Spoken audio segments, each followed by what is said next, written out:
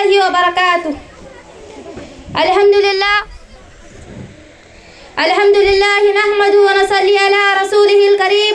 اما بعد. صدر محترمہ، مشفق معلومات اور عزیز سامعات، آج کے اس اجلاس میں ہم آپ لوگوں کے سامنے آخرت کے مراحل میں سے چند مرحلے پیش کرنا چاہتے ہیں. امید ہے آپ سب غور سے سنیں گے انشاءاللہ.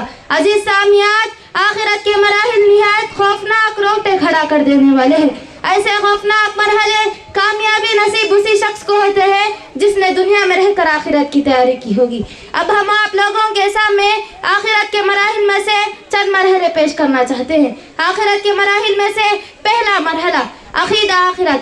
آخرت ان تمام عمر کا نام ہے جو انسان کو مرنے کے بعد پیش آئیں گے. آخرت کو آخرت اسی لیے کہا جاتا ہے کہ دنیا کے بعد آنے والی زندگی ہے. آخرت پر ایمان ارکان ایمان میں سے ایک اہم رکن.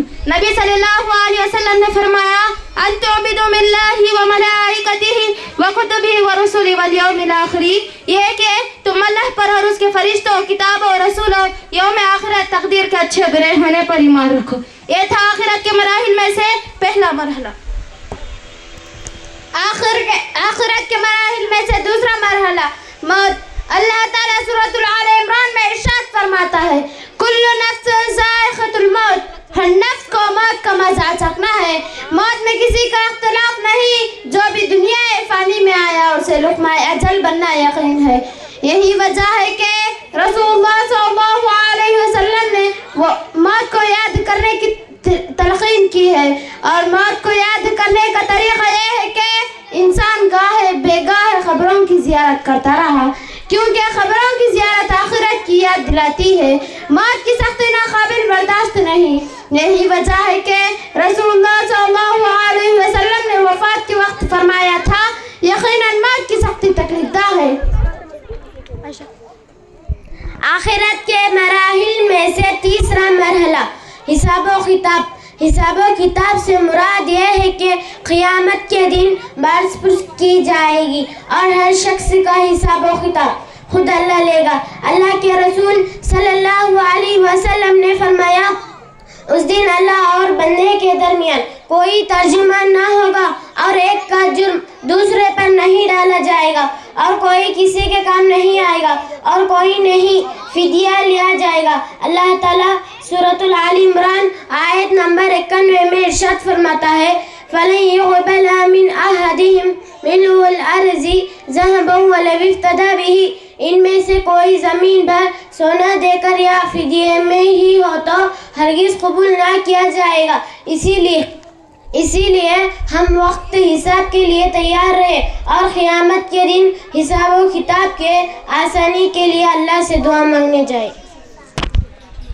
آخرت کے مراحل میں سے چوتھا مرحلہ نام اعمال میں ادا آئے گی.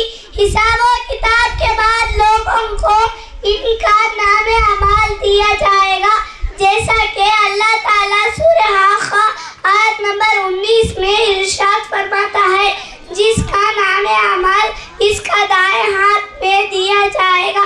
ان سے کہا جائے گا لو نام اعمال پڑھ لو، تو وہ کہے انی ظننت انی ملاق حسابیہ، مجھے تو کامل یقین تھا کہ مجھے اپنا حساب ملنا ہے. پھر وہ اپنی دل پسند زندگی میں ہوگا اور وہ اپنی بربادی کی نگاہ.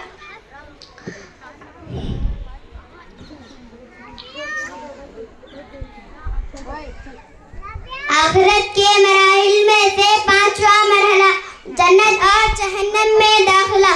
جنت یہ عظیم نعمت ہے جس کا لوگوں سے ادراک ممکن نہیں. نبی صلی اللہ علیہ وسلم نے جنت پر تبصرہ کرتے ہوئے کہا ما لا عین رأت ولا اذن سمعت الا خطر علی قلب بشر. جنت کی نعمتیں ایسے ہیں کسی آنکھ سے نہ دیکھا اور کسی کان سے نہ سنا اور نہ کسی آدمی کے دل میں اس کا خیال گزرا ہوگا. جس کو جنت مل جائے تو وہ کامیاب ہو جائے گا.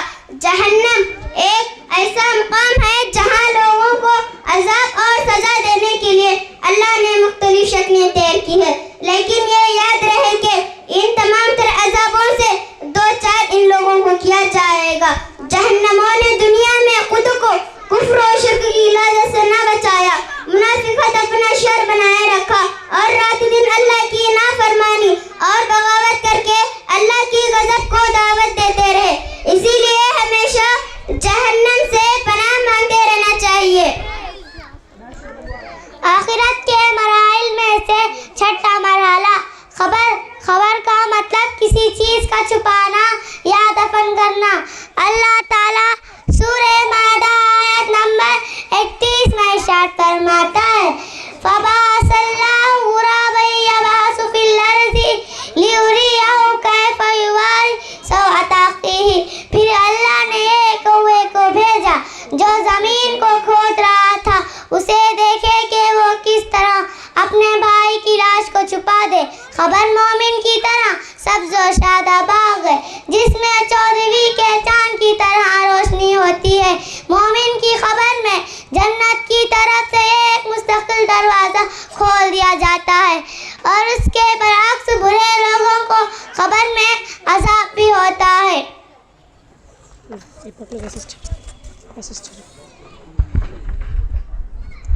آخر میں اللہ تعالیٰ سے دعا ہے اللہ تعالیٰ ہم تمام کو آخرت کی فکر کرتے ہیں آخرت کی فکر کرنے والا بنائے. آمین ثم آمین. والسلام علیکم ورحمۃ اللہ وبرکاتہ.